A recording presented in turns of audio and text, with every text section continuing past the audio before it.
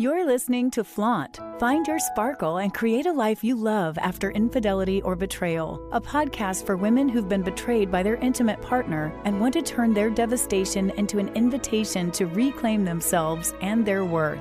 Tune in weekly so you can start making sense of it all and learn how to be okay on the inside, no matter what goes on the outside. Download your free Betrayal Recovery Toolkit at betrayalrecoveryguide.com.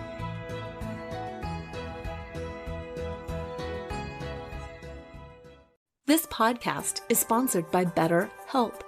Have you been struggling lately? Relationship issues impact every area of your life. When I found out about my husband's infidelity, I was so devastated. I could barely function. Sleeping was impossible because I couldn't shut off my brain. Eating was a challenge because I felt nauseous all the time, and for the first month or so, everything felt pointless. Whether you're having trouble sleeping, feeling hopeless, or just can't focus, BetterHelp is here to help you. BetterHelp offers licensed therapists who are trained to listen and help. You can talk to your therapist in a private online environment at your convenience. There's a broad range of expertise in BetterHelp's 20,000 plus therapist network that gives you access to help that might not be available in your area.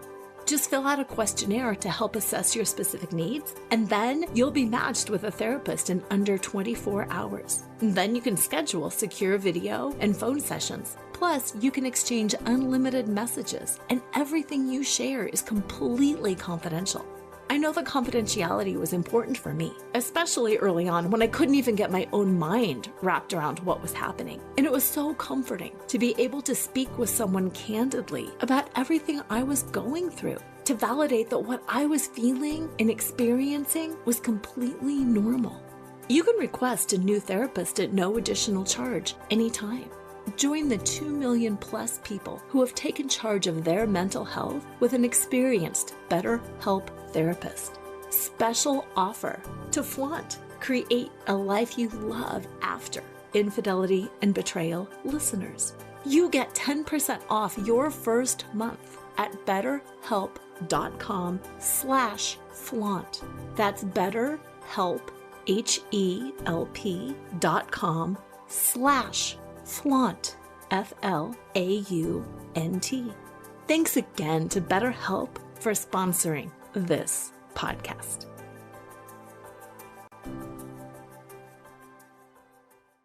Hello and welcome to Flaunt. Find your sparkle and create a life you love after infidelity or betrayal. I'm Lora Cheadle, and today we're going to talk about resolving unresolvable conflicts. How do you do that?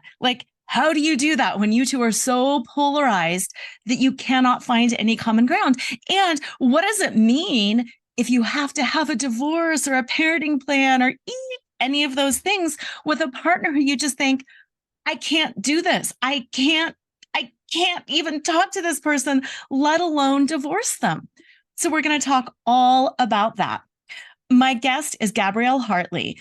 And what I really appreciate about her is, like me, she's an attorney. So she's got that background of what are you entitled to? What might you be entitled to? What should you know? But she's also a mediator, and she's an author of 2 books that I find fascinating. The first book is Better Apart, The Radically Positive Way to Separate. Who wants to separate in a positive way? That is just so empowering to me. And her other book is The Secret to Getting Along and Why It's Easier Than You Think. 3 Steps to Life-Changing Conflict Resolution. And I know we all want a little bit more positive and life-changing conflict resolution. So with that, welcome to the show, Gabrielle. I'm so excited to talk to you. I'm so excited to be here. Thank you so much for asking me on. Oh, you're welcome. Let's just start kind of with the toughest stuff. How do you resolve conflict with somebody who is bound and determined to be a pill and to not really resolve conflict in a very positive way? Right. And so you just said the magic words. With some people, walking away is the only way forward. And that can be very tricky if you have to deal with that person. But a step back and a step to the side oftentimes really deciding whether or not you have to dive that deeply into a particular argument or not. We tend to get caught in these senseless argument loops, which go nowhere. Mm. And just stopping the crazy is really the best way through. I really appreciate that, because it's so hard to stop the crazy sometimes. Now, So you have to catch yourself. Sorry. Yeah, no, I'm glad you said that. And that's kind of what I wanted to lean into. Stopping the crazy for you versus trying to inspire somebody else to stop the crazy. And sometimes I know from my own personal history too, when you are dealing with somebody who's crazy and you try to talk them down, this doesn't make sense. Don't you see that doesn't make sense? If you could only see, it makes it worse. Right. That's right. And so one thing that I've sort of figured out after 25 years of resolving very difficult divorces in mediation is, the only thing that each person, and also from my own life, the only person we can control is you, right? And that's like the step one in the yes method, right? You have to really figure out, what am I doing? Am I minimizing what's going on? Am I catastrophizing what's happening? Am I somehow stirring the pot, right? Am I ignoring something that I should be dealing with, right? So what am I doing, and how can I stop doing these things? And it can be really tricky, because when we're feeling emotionally heated, what do? We go into fight or flight mode, and our automatic responses happen where we unintentionally escalate. So what you really want to do is your best to neutralize, or if you're really feeling powerful, is to de-escalate. Mm. And to start to do that, just walking away and saying, this is not a good time to have this conversation. I'm going to take some space. Let the other person know you're walking away. So you're setting a boundary, but you're not cutting them off. I'll be back in an hour. I'll be back when I calm down, even though really you want to say, I'll be back when you calm down, right? Yes. I need space. I'm feeling upset. I'm feeling out of control, because it's really, it takes nothing away from who you are by owning part of the problem. Let's face it, we're all at least 1% at fault for any kind of argument that we're having. Yeah, we are. And that's a hard one sometimes. I know that's a hard one. Okay, so you've got a person who you're having a conflict with. You're both emotional. First thing is really realizing you can't control them. You can only control you. Owning a little bit of that, taking responsibility either to neutralize or to de-escalate. Perfect. So what happens next? What happens after that? So what you're going to do next is you're going to literally remove yourself from the situation by taking a brief walk, or just taking a couple of breaths, depending on who you are, where you are. This could be at work, this can be at home, but say it's with your partner and you are so upset, just say, I need to take some time. So then you're going to literally shelve the conversation. You're going to pause. I like to say shelve, because it's really visual. So we're putting this difficult conversation on the shelf. Say your whole family's coming over, right? And you're in a giant fight, and suddenly you have to be pleasant, and you just feel like you're going to die, right? So you go in the bathroom, freshen up a little bit, come back out, and come to the table, and you're not being fake. You're just pausing this conversation, right? So you're going to talk about other things. You're going to give time for your central nervous system to calm down, as well as your partner or husband or whoever's central nervous to calm down. And during that time, you're going to be thinking to yourself, what is going on for me emotionally? What do I really want here? What do I really need here? What is my inner motivation, right? We fight over what we want. We fight over positions. We resolve over motivation, why we want what we want. Ooh. But we can't figure out why we want what we want when we are minimizing, catastrophizing, stirring the pot, steamrollering, burying our head in the sand, whatever, all the things that we do.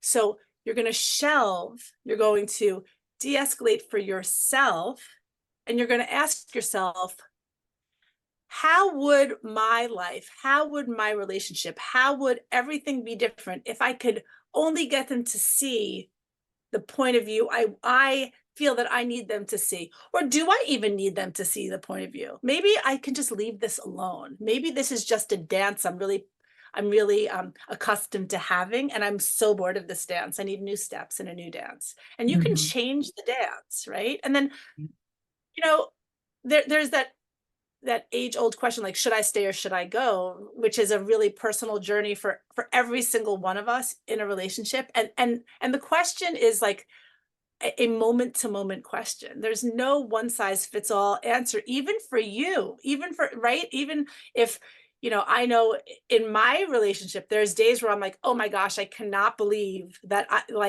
what are my hashtag relationship goals here? And I feel so angry. But I know myself, and I know that most of the time I calm down. So I write from what I know. I wrote The Secret to Getting Along because I've had to give it a lot of thought, right? Yeah. And so I really know, Better Apart was kind of like a book to my clients and maybe to my mother. Better Apart was just about like, how can you feel better as you go through and beyond your divorce? Like, it's not about like getting along in that book. It's not it's not about like making somebody who does not treat you well necessarily treat you better. Although I would say if you employ the 3 pieces of The Secret to Getting Along, which is managing your role, Yes. right?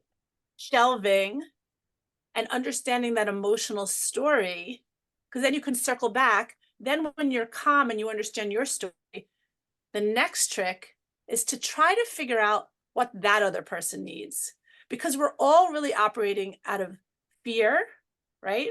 Yes. Or some kind of fundamental insecurity.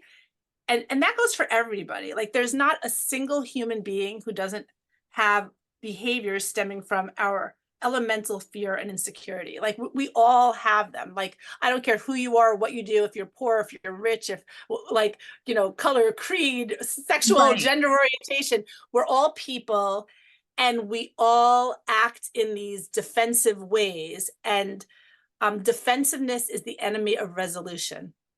Yeah. So if we can understand what we need, and also figure out, this is the tricky part, you can't always do this, figure out what the other person needs. Maybe the other person needs to feel right? Feel right, not be right. They think they need to be right, but really everybody just needs their feelings met. Maybe there's something that the other person is saying after you've really calmed down that you can acknowledge the smallest little piece of what they're doing that's kind of right, because we're all always a little bit wrong, right? Always. Yes. I know, and I don't think I am, but I know I am. Right. Because I know you. Right. Exactly. And that's so easy from a calmed nervous system state to be like, I get that. I've got my own warts. We're always. And then we get agitated and it's like, no. Yeah. Right. Yeah. Crazy comes out. And especially when you're in a high stress relationship, if you have a kid who's dealing with something that's stressful, if you have a, older parent and your sibling isn't helping and you feel like everything is on you, there are so many times where our thinking brains are disengaged because we're so upset, right? And we get overwhelmed, especially those of us who are women in that sandwich generation where it's all falling on us, right? I haven't built it out, but I have a URL called familyfrontallobe.com because I love it. It's just so much. So really, if there's one really strong, clear tip that I would leave for your clients, for your listeners, is that taking that pause, shelving the conversation, and asking yourself, why do I need this? Do I need this? Is this an important conversation? can I maybe just let the other person feel right? Notice I didn't say be right, but feel Yeah. right. Yeah. Act respectful to them, because maybe they're having a bad day. Maybe, you just have to figure out, I shouldn't say just, you need to, because it's not just, it's just, what are your goals for your relationship with this person today and over the long term? Maybe you want to just get away, but maybe it's your husband and you've got 3 kids and they're little now, but well, he's going to get married to somebody else one day, and Yep. the kids are going to grow up, and we need to get along well enough. So how can I hold myself high and be happy and respectful? Number one is to respect you. Yes. Yes. And when you respect you, you're going to have better outcomes with the other person, always. Yeah. I want to circle back to when you were talking about why do I need this and do I need this, and really understanding your motivation and pairing that with the idea of what you just said, long-term outcome. Because when you find out that your partner has cheated, so often you want vindication. You want to show that you are holding that moral high ground. You want to prove that I would never have done this to you. You want the world to know what a scum, what a jerk. Like, you get into that place of hate and vengeance, and it's really hard to unhook from, I have to prove that I did nothing wrong and that he hurt me and he did this to me, and to think about the future, and that one day you are going to be at a wedding with those same kids, and they're going to have kids, and you're going to be grandparents. And although you don't have to see each other, you're going to have to see each other. Yeah. And your happiness is the best revenge. You're being calm and happy and embracing of life and beautiful on the inside, and not letting their ugly behavior make you feel ugly, if that makes sense. Yeah. Oh, absolutely. And I'm not saying that's easy, but by releasing your anger, you are paving the way to greater emotional freedom. So anger, now we're getting to Better Apart. So in Better Apart, okay. in Better Apart, I talk about 5 essential elements: peace, patience, respect, clarity, and forgiveness. Okay. And forgiveness is, if I were rewriting Better Apart, I would have called it acceptance, because forgiveness is a word that really gets people very upset. I didn't actually realize it's not a trigger word for me, but it is for a lot of people. But anyway, yeah. Let's just use it for a minute. Forgive yourself for allowing yourself to be in this relationship, for being betrayed. Forgive yourself for your actions or inactions, and truly love yourself for all the love that you gave, whether or not it was properly received, because that's a gift. Being able to love and to give love is a gift, right? And so then remember, drinking poison, holding on to anger is like drinking poison and asking the other person and expecting the other person to die, right? So right. Anger is a protective mechanism that we use to get through extremely painful situations. Mm-hmm. And you might need anger to begin with, and that's fine. Yes. But hold on to your anger and go kickbox or weight lift, or do something, throw paint at a canvas, do something that's positive. I really like physical activity, to really get everything out and lower your cortisol levels. And as time elapses, you can release the anger. Mm-hmm. And, you might find out that you feel sorry for the other person, just allow yourself to be vulnerable. You don't have to act like you don't care. Certainly not. But you also don't have to punish yourself by punishing them and not really getting any benefit of that. So remember, holding on to anger is like drinking poison and expecting the other person to die. And it's so true. And it doesn't help. Doesn't help. Right. Doesn't help. But you might have to be like, you know what, if you're feeling really angry right now, it's okay. Right. Like, I don't mean to anger shame you. Like, it's totally cool to feel angry. And just because you release the anger doesn't mean that you think it's okay what they did. It just means that you're ready to move on. Like, they're occupying too much real estate in your brain. Like, this is your, and you're like letting them waste your life. Like, we only have a precious short amount of time on this earth. And we want to really, I want to enjoy my time here. And I assume you all do too, right? So, yes. So letting letting their bad behavior seep into your happy mind is you're just giving yourself more harm, self-inflicted. Yeah. And it is self-inflicted harm. It is. It absolutely is. It's hard to see that when you're in it, of course. Right. Oh, it is. It is. But when you look back on it, then you go, gosh, why was I so locked into that position for so long? It doesn't make any sense. Right. Yeah. Totally. Okay, so here's my question. I love your work. It's so similar to so many of the things that I do, which is what I really like about it, especially when you mention the forgiveness, because the golden center of flaunt is AU, accept unconditionally. So I love that because it is about accepting where you're at instead of arguing about it and wasting what if only, when I. Exactly. I mean, I mediate online exclusively with people in mid to high conflict divorces. And I spend a lot of time doing my best to impart a lot of this knowledge onto the people getting divorced, both the person who cheated, if that's, part of it, because they often have all kinds of guilt, and telling them to live with it in a kind way it's all just very interesting and difficult, but it's so good for you. It is so good for you. Yeah, it really is. And that leads right into what I wanted to talk about next. There is a lot of wisdom that is gained from divorce, from infidelity. My whole tagline to my business is betrayal uncovers the truth, because it uncovers the truth about all of the things that we have not seen within ourselves. It gives us that opportunity to get wiser, to get better, to become more fully who we are. So here's the question. Do you do that before you file for divorce? Do you do that during the divorce process? Do you wait until you're in front of you at mediation? When is like the ideal time to structure all of this? Because I know a lot of my people are really committed to healing. They're really committed to looking within, but they want to get the order right. Today is the first day of the rest of your life. So today is the perfect day to start feeling better. It doesn't mean you're weak. It means you're strong, actually. Your path to your healing is your path to the greatest emotional freedom and forgiveness, self-forgiveness, self-acceptance.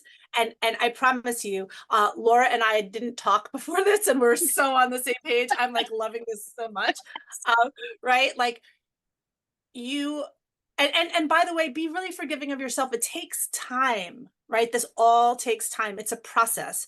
Think of your life, even if you're going to work all day and you've got little kids that you're dealing with, every day, give yourself, whether it's 3 15-minute segments or 2 half-hour segments, like, 45 minutes to an hour of just you time, whether it's going for a walk or talking to a good friend or listening to music and taking an extra long shower, like something that feels really decadent, because you really deserve deep healing. And you might not have the time or money or bandwidth for a spa, but every day you can make a little tiny spa time. I'm a spa junkie, but something like that for you, so that you start to heal. And over time, more moments of the day are going to feel positive instead of just feeling like you're living under a black cloud.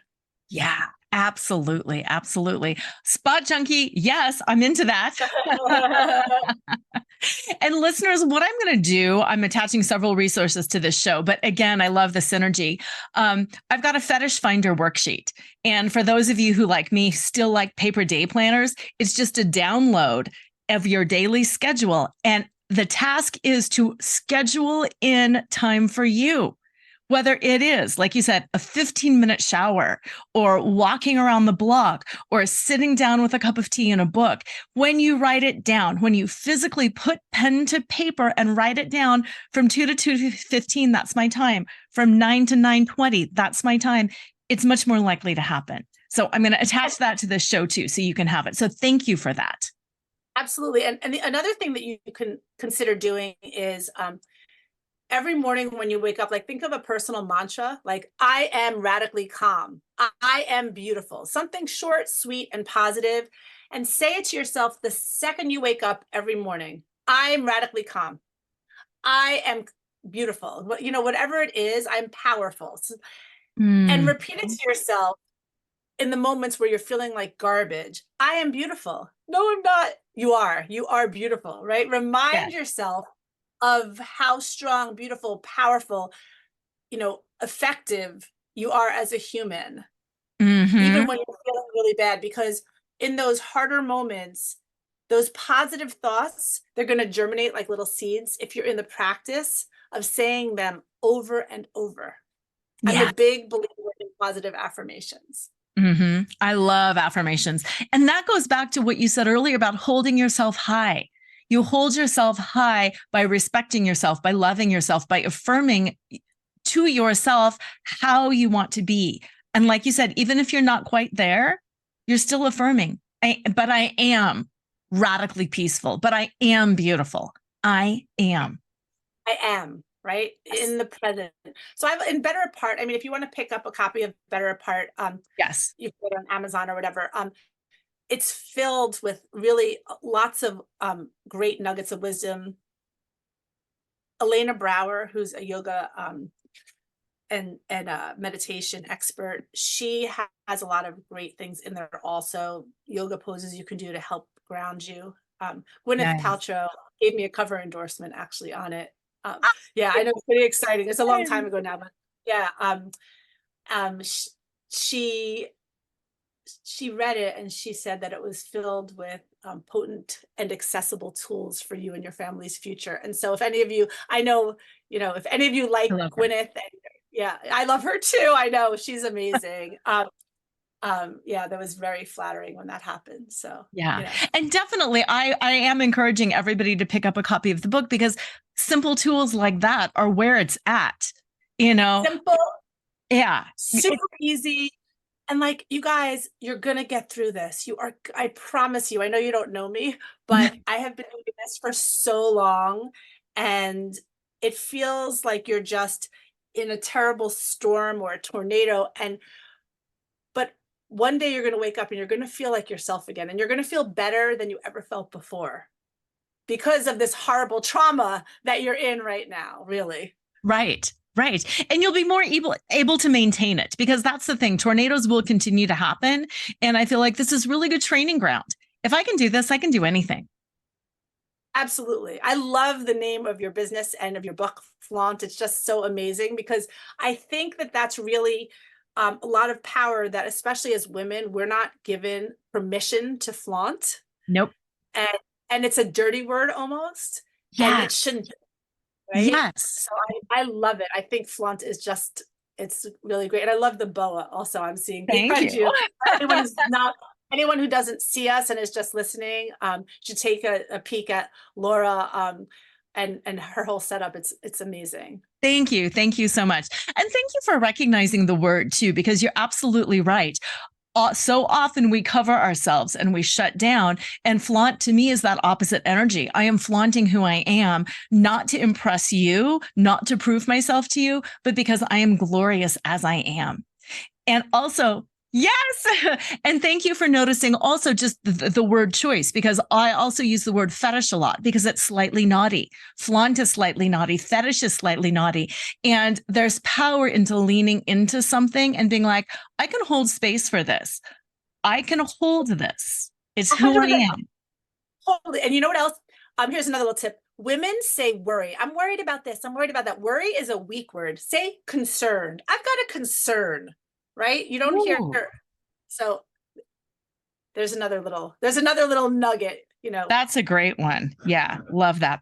Okay. Let's get into a little bit more about mediation, because so many of my listeners have been blindsided like I was. Bam, there's an affair. Wait, what? Screeching brakes, spinning around, did not see this coming. Now we're tasked with, what do I do? And what are my options? And divorce feels scary and hard. And what does mediation mean? And what if I get it wrong? And who do I pick? And what if it doesn't work out? Can you give us a little breakdown of all of that? Yeah, absolutely. So you really need to know what your rights are. That's number one. But at the same time, you have to understand what divorce court is and what divorce court is not. Now, just by way of background, I did work for a divorce court judge, the chief judge of the state of New York, for years. And I have a particular viewpoint, and it was a wonderful place to be. And it was a very eye-opening for me. And what I learned was that while the court process is necessary for a set of people, for most people it's not, and it just stirs things up. It costs a tremendous amount of money and time. And at the same time, you shouldn't be afraid of it. Some people need it. So like I do work with a very strong litigation firm in Manhattan, because there's and in Boston also, because there's a set of people who call me and they want to mediate, but their spouse is not disclosing all their income or assets, or there's a violent situation. There are reasons why going to court is necessary, but most of the time, if you go to a skilled mediator, don't make any decisions, go to the mediator to lay the groundwork. You're going to get more out of your spouse in the beginning. Here's another hot take. As my kids go, hot take. Exactly. I've got 3 teenage boys. So the person who feels guilty is going to be the most generous in the beginning, but guilt goes away. Yes, it does. The tricky part is that when you're upset, you don't want to take the first offer. And your lawyer may or may not see that it's such a great offer because they haven't really started to bill you yet. I feel bad saying that, but it's just the fact. It's just true. So, you go to a mediator to establish the groundwork. I know when I start to see people, the first thing we do is we take an inventory of everything, but we don't make decisions in the first meeting. And then if you feel that you're not getting the legal information somewhere else, in the mediation, which you generally will not get, you need to go to an attorney to have a consultation to figure out what you are entitled to and what you are responsible for. Then once you understand your best and worst case scenarios, if you were to go to court, then go back to mediation and continue to try to work it through together. Now, if you're the person who's naturally accommodating, you're going to really need to practice the art of saying no. And I feel like I'm like shamelessly self-promoting my books, but in The Secret to Getting Along, I have a whole topic, a whole section on, how to set boundaries, how to say no. If you say yes, and then you say no later, you have just escalated an argument. You have just created a problem. Trying to be nice when you haven't thought it through is not nice. No, it's not. It's actually problematic. So to answer, Laura, I know I got a little bit off track here, but your question is where do you start? And so you start slowly, you gather your team, you get your lawyer, you get your mediator, you figure out, can we do mediation? Do I need to do lawyer assisted mediation? I'm like, honestly, such a fan of mediation. I became a mediator because I thought it was just the most effective way to go through the divorce process. It's not going to feel as punishing for your ex, but again, happiness is the greatest revenge. And also, reminder, courts are courts of law, not courts of moral justice. That's 100% right. And the court, so what that basically means is the court, it might feel good to let the court know all the horrible things that your spouse did, but they don't really care. They have a big docket to get through. It's going to take you a really long time to get your divorce finalized. It could take years and years versus a couple of months. And, if you want to tour, if you have endless money and you don't really want to do anything else with your life, you can certainly go down that road. And, but it's usually not necessary. So before just diving in, at least have a conversation with a lawyer and a mediator near you.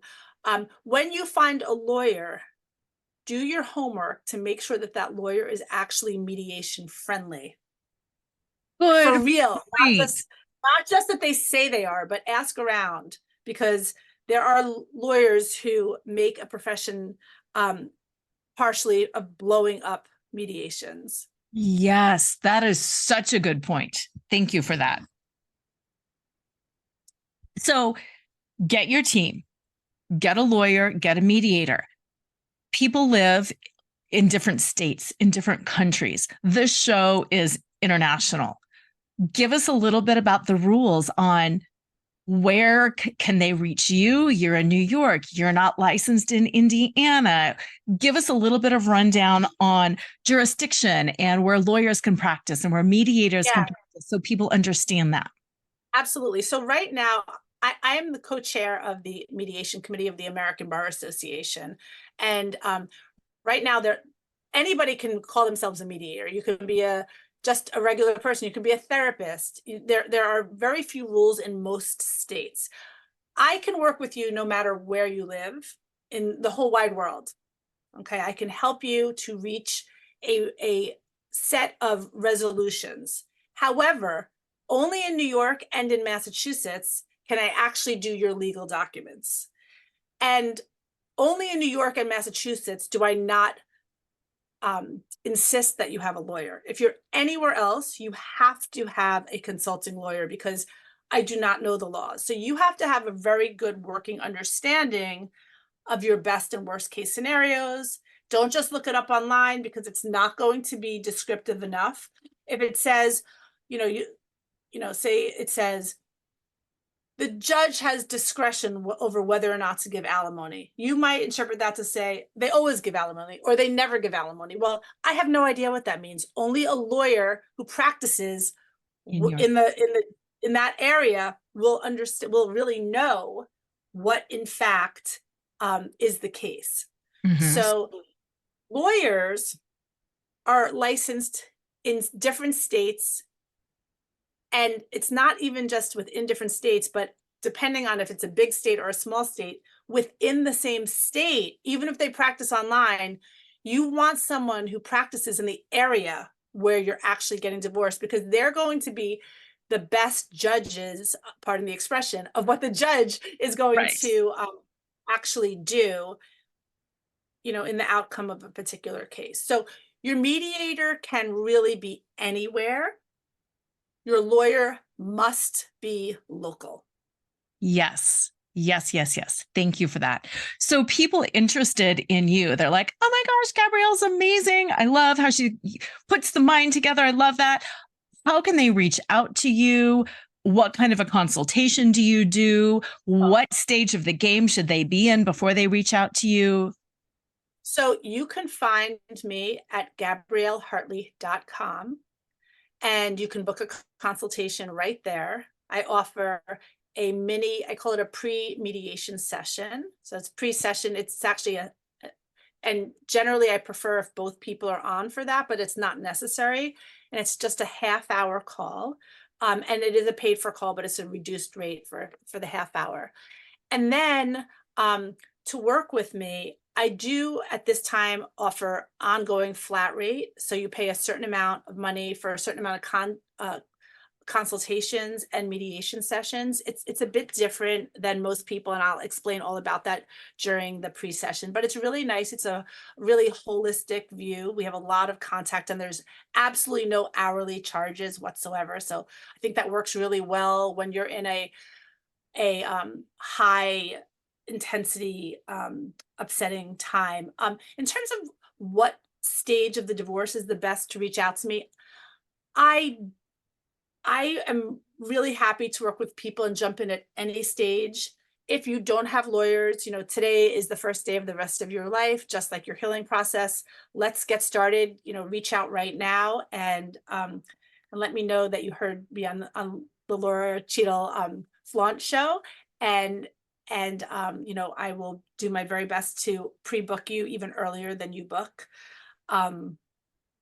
And if you are already with lawyers and you're in Massachusetts or New York, I also offer settlement conferences. So I'm very happy to help you to reach a resolution with the lawyers right there in the room. post-judgment or at any point in your litigation process. So to learn more or just to reach out, go to GabrielleHartley.com, and I'd be happy to talk to you further. Yeah, wonderful. Thank you for sharing that. Here's another question that a lot of people ask me. They say, I'm really interested in working things out with my partner, but I'm terrified. What if I try to work things out and we have all these plans and then my partner cheats again and I've lost? Can I do a marital agreement to help us along the way so we can kind of negotiate some terms and settlements that if they cheat again, then this is what the divorce is going to look like, or then they will move out? Talk about mediating something like that. Yeah, so I can help you also to mediate a postnuptial agreement. Again, it depends where you live about how enforceable they are and the mechanism in order to enforce it. But yes, I can certainly work with you to help you arrive at the terms around, how things will be distributed, how assets and debts will both be distributed. And even we could put in something around a parenting plan, although anything having to do with children, both in a postnup and a prenup, they're not enforceable. So you could put it in, but it would be what we lawyers would call precatory language. It's just like feel-good language that may or may not apply. Yeah. Yeah. And you know what? I'm going to talk about that a little bit more because same thing. I have done some agreements for my clients as well with that same caveat. We're sitting down and we're structuring this agreement and it gives you something and you have sat down in front of me, but it might not be enforceable. It just might not be enforceable. And I think sometimes that's okay. Sometimes it's okay. Like when you said it's feel good language, because I think sometimes that goes back to some of the work that you've done in your books around getting along, around tips for doing things. Sometimes it's okay to do something that is just feel good because it brings you together on the same page and it gives you the opportunity to take that next step forward together, not from an adversarial place. Yeah. I love that. And that's why I also am a big fan of doing prenups and postnups with a mediator versus two lawyers. You can come together, come up with all the terms. Yes. And then go to your lawyers to draft it up instead of doing it in this adversarial posturing way. That's such an awful way to start on a good foot forward. It's so much better to do it in the context of mediation. Yeah, exactly.